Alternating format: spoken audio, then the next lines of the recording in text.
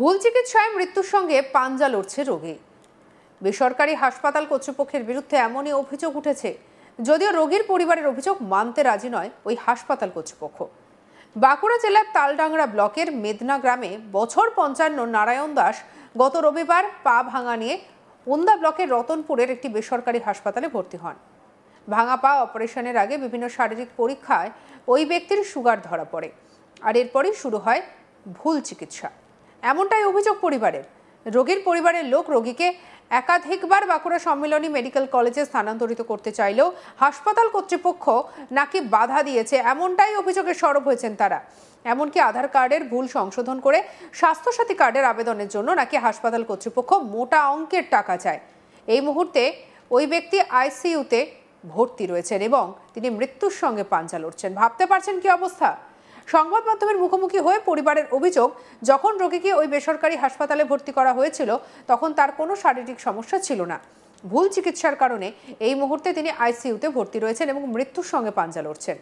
এই ঘটনার জন্য সম্পূর্ণরূপে হাসপাতাল কর্তৃপক্ষ দায়ী। কি বলছেন রোগীর মেয়ে সোমা মহন্ত, শুনবো।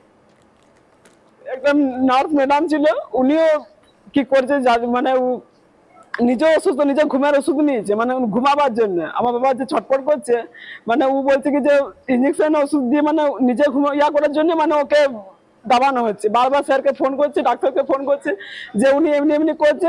উনি বলছে এই ওষুধ দেন ওই ওষুধ দেন, মানে বারবার অনেকগুলো ঘুমের ইঞ্জেকশন আর প্লাস ব্যথারও মানে হাই ডোজের ওষুধগুলোকে দিয়েছে। অমনি করছিল, ছটপট করছিল, ছটপট করতে করতে তারপরে সকালবেলাতে একদম এরকম করে যখন সেই পেটে আর ইঞ্জেকশন দিল, কিছু ইঞ্জেকশন আমরা জানি না, পেটের মধ্যে দিল। ওই ইঞ্জেকশনটা দেওয়ার পরের থেকে পুরো গড় গড় গড় করছে, কোনো আওয়াজ বেরোয়নি একটু।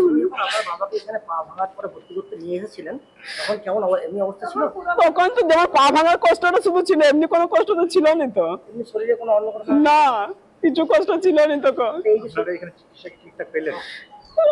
আমার তো মনে ভালো হলে কি এরকম হতো, কি ভালো হয়নি নিশ্চয়, তবে এরকম হয়েছে না। ওরা যদি বলতে আমরা পারবো না ভর্তি করলো কি কারণে, আমরা যদি বলতে রেফার করে এখন মানুষটা বুক শুধু জীবনটা এখানে ধরে করছে, এখন বলছে নিচে এখন নিয়ে যে আমরা কি করবো, ওইখান থেকে বের করার সঙ্গে সঙ্গে চলে যাবে। তো আগে বলা হয়েছিল না, তখন বলছে আধার কার্ড দাও, 2000 টাকা দাও। হ্যাঁ না, মানে চিকিৎসা কি হয় নাকি, আধার কার্ডে ঠিক একটু ভুল ছিল তার জন্য সামান্য।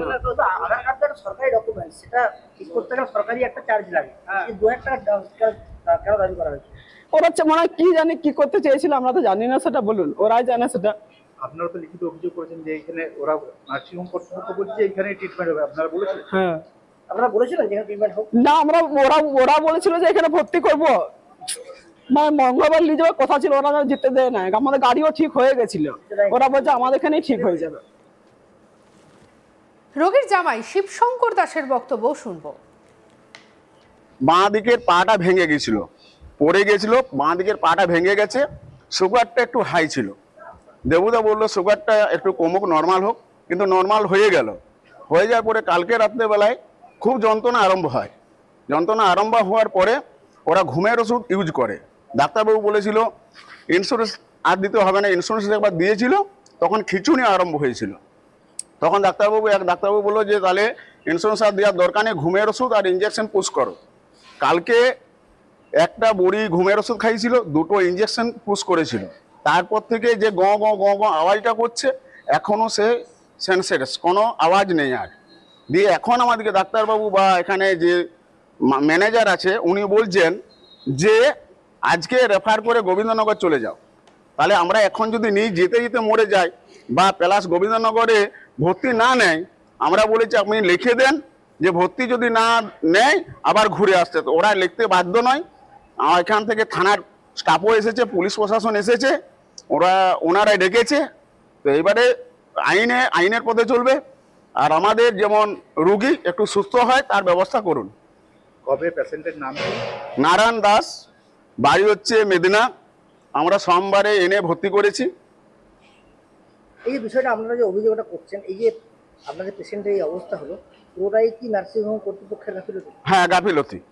আমি তার কারণ হচ্ছে আজকে এক দাদা বলছে অক্সিজেন দেওয়া হয়ে গেছে। আমি যেহেতু আইসিইউ রুমে ভর্তি ছিলাম, তখন এক দাদা বলছে অক্সিজেন চালু আছে, কিন্তু আমি তখন বললাম বলে অক্সিজেন কোথায় চালু আছে, এক নার্স দিদি তখন রেডি করছে, আমি তাকে চোখ রাঙাবার পরে সে অক্সিজেন চালু করলো।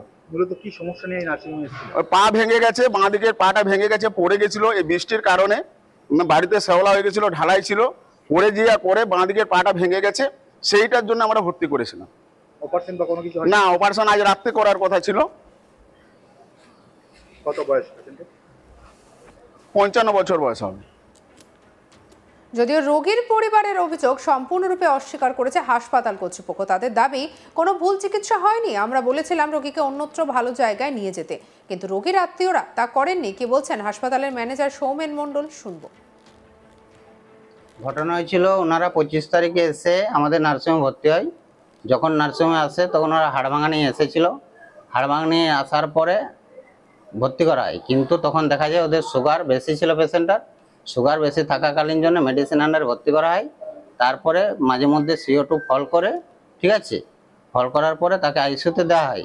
আইসিইউ দেওয়ার পরে তার চিকিৎসা চলছে, কিন্তু কোনো কোনো সময় অক্সিজেন স্যাচুরেশন কমে যাওয়ার জন্যে এমডি মেডিসিন ডাক্তারবাবুকে দেখানো হয়, কিন্তু ডাক্তারবাবু বলেছে যে এটা ওটিটা করা যাবে, কিন্তু হাই রিস্ক কন্ডিশন নিয়ে করতে হবে। এখন বর্তমান পরিস্থিতি এই আছে, এবং আমরা রোগীকে বলেছিলাম যে তোমরা এই রোগীটাকে নিয়ে চলে যাও, তার জন্যে তার কনসেন্টে সই করা আছে, কথা বুঝতে পারছেন, কনসেন্টে সই করা আছে যে রোগী তোমরা নিয়ে যাও। তখন ওরা বলেছিল যে না, আমাদের এখানেই থাকুক, আমাদের রোগীর কোনো প্রবলেম নেই, তার কাগজও আমার এখানে আছে, অনুমতিপত্র লিখে দিচ্ছে। এই হচ্ছে এখন বর্তমান আপডেট। কিন্তু ওনাদের যেটা অভিযোগ, ওনারা অনেকদিন আগে এসেছিল, পেশেন্টের অবস্থা অবনতি হওয়াতে তারা বাঁকুড়ার যে সম্মিলনী মেডিকেল কলেজ সেটা নিয়ে যেতে চায়, কিন্তু কর্তৃপক্ষের ওদের যেটা দাবি যে তাদের নিয়ে যেতে দেওয়া হয়নি এবং আশ্বাস দেওয়া হয় যে এখানে যা করা করে দেওয়া হবে। না, আমরা বলেছিলাম যে নিয়ে যাও, তোমাদের রোগীর কন্ডিশন খুব একটা ভালো নেই, এর থেকে ভালো জায়গায় ভর্তি করো, কিন্তু ওনাদের বক্তব্য আমাদের যা হবে এখান থেকে করো, আর আমাদের ট্রিটমেন্ট যথারীতি সময়ের সময় ট্রিটমেন্ট চলছে, সমস্ত কিছু পরিষেবা দেওয়া হচ্ছে, এবং পেশেন্ট পার্টিকে যে আমাদের বলা ছিল যে নিয়ে যান আপনারা, তার জন্য আমরা অনুমতিপত্রে সই করিয়েছি। তারা বলেছে যে না, আমাদের যা ট্রিটমেন্ট চলছে এখানেই থাকুক, এটাই আমাদের চলবে। রোগীর পরিবারের এটাও অভিযোগ যে তাদের পেশেন্ট প্রথমে সুস্থ স্বাভাবিক অবস্থাতেই ছিল, কিন্তু তাদেরকে গতকাল রাত্রিবেলায় ঘুমের ওষুধ বা ইনসুলিন জাতীয় কিছু পুশ করার পরেই তার অবস্থার এই ধরনের অবনতি হয়। না না, প্রথম দিন থেকেই একরকম আছে পেশেন্ট, কোনো কোনো সময় CO2 ফল করছে প্রথম দিন থেকেই। ডাক্তারবাবুকে জিজ্ঞাসা করুন, আমাদের যিনি আছেন জেনারেল MBBS ডাক্তারবাবু আছেন, তাকে জিজ্ঞাসা করুন, তিনি বলবে রোগীর সম্পর্কে, তিনি বলবে কি হয়েছে না হয়েছে, রোগীর প্রথম কন্ডিশন কি ছিল, লাস্ট কন্ডিশন, তিনাকে ডাকুন, দেখুন সব কিছু বলে দেবে। নারায়ণ দাস। কত বয়স? 55। সঙ্গে রাখুন আজ তাক বাংলাকে, সাবস্ক্রাইব করতে ভুলবেন না অন্যান্য খবরের জন্য।